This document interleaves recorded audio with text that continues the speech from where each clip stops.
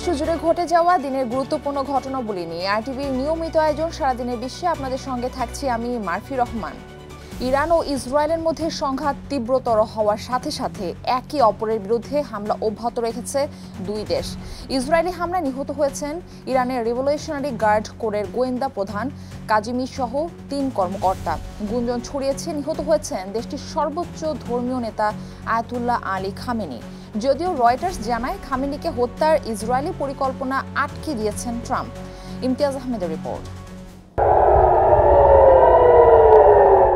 Iran ও ইসরায়েলের পাল্টাপাল্টি হামলা ঘিরে ক্রমেই অশান্ত হচ্ছে মধ্যপ্রাচ্য।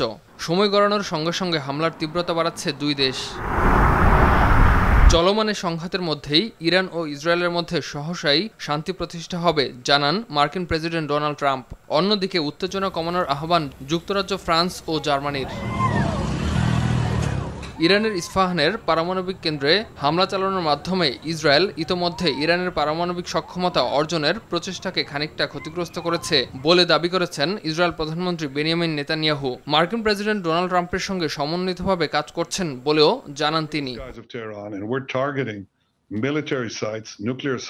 ইসরায়েলের গোয়েন্দা সংস্থা মোসাদের সঙ্গে যুক্ত সন্দেহে 2 ব্যক্তিকে গ্রেপ্তার করার কথা জানিয়েছে ইরান। এদিকে ইরান ইসরায়েল সংঘাত নিরসনে জরুরি বৈঠকের ডাক দিয়েছে আন্তর্জাতিক পরমাণু শক্তি সংস্থা IAEA। আজ অস্ট্রিয়ায় সংস্থার সদর দপ্তরে বৈঠকটি হওয়ার কথা রয়েছে। যদিও ইসরায়েলি হামলা অব্যাহত থাকলে কোনো পারমাণবিক আলোচনা হবে না, সাফ জানিয়ে দিয়েছেন ইরানের প্রেসিডেন্ট মাসুদ পেজেশকিয়ান।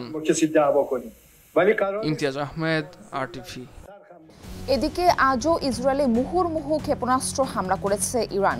এতে এই পর্যন্ত নিহত হয়েছে অন্তত 8 ইসরায়েলি, আহত হয়েছেন আরও অনেকে।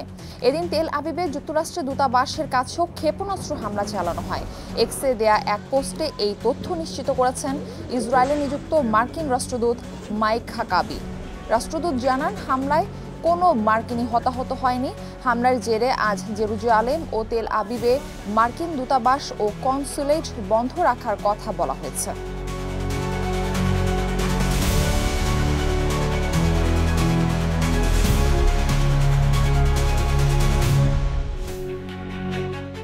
ইরানে অবস্থান করা প্রবাসী বাংলাদেশিদের জন্য চালু হয়েছে হটলাইন। রোববার তেহরান দূতাবাস এক বিশেষ বিজ্ঞপ্তিতে বাংলাদেশি নাগরিকদের জন্য হটলাইন চালুর বিষয়টি নিশ্চিত করে। বিজ্ঞপ্তিতে ইরানে বসবাসরত সকল বাংলাদেশি নাগরিকের উদ্দেশ্য করে জানানো হয়, ইরান ইসরায়েলের চলমান উদ্ভূত পরিস্থিতিতে জরুরি প্রয়োজনে যোগাযোগের জন্য দূতাবাস ইমার্জেন্সি হটলাইন স্থাপন করেছে। ইরানে বসবাসরত বাংলাদেশি নাগরিকদের দূতাবাসের তরফে দেয়া ফোন নম্বরে হোয়াটসঅ্যাপ সহ সরাসরি যোগাযোগ করার অনুরোধ করা হয়েছে। মার্কিন যুক্তরাষ্ট্রে অভিবাসন বিরোধী অভিযান জোরালো করেছে প্রশাসন।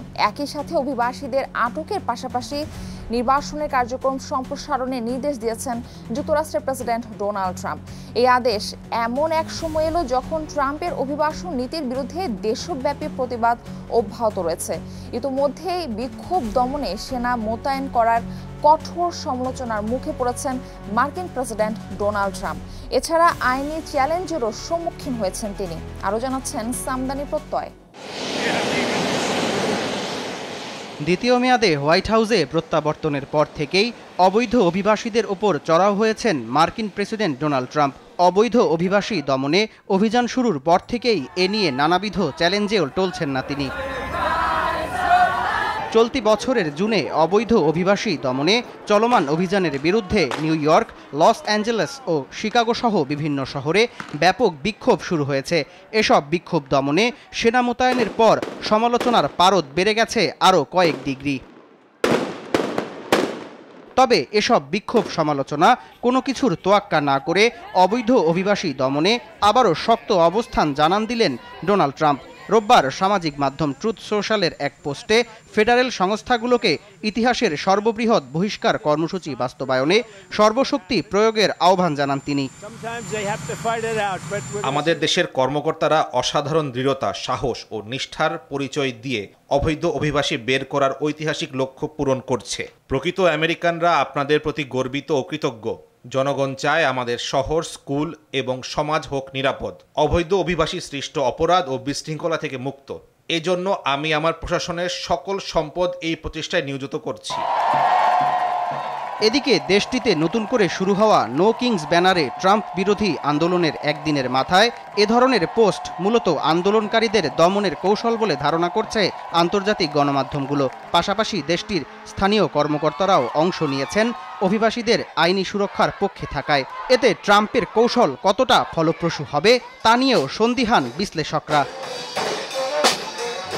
সামদানি প্রত্যয়, RTV।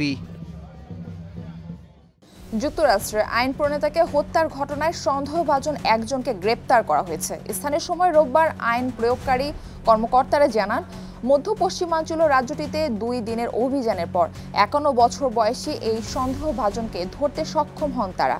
কাউন্টি শরিফ অফিসের তরফে বলা হয়, গ্রেপ্তার হওয়া ভ্যান্স বোয়েল্টারকে এখন জেল হাজতে রাখা হয়েছে। শনিবার যুক্তরাষ্ট্রের মিনেসোটা অঙ্গরাজ্যের 2 আইন প্রণেতাকে গুলি করা হয়। এর মধ্যে একজন বেঁচে গেলেও অন্য একজন নিহত হন।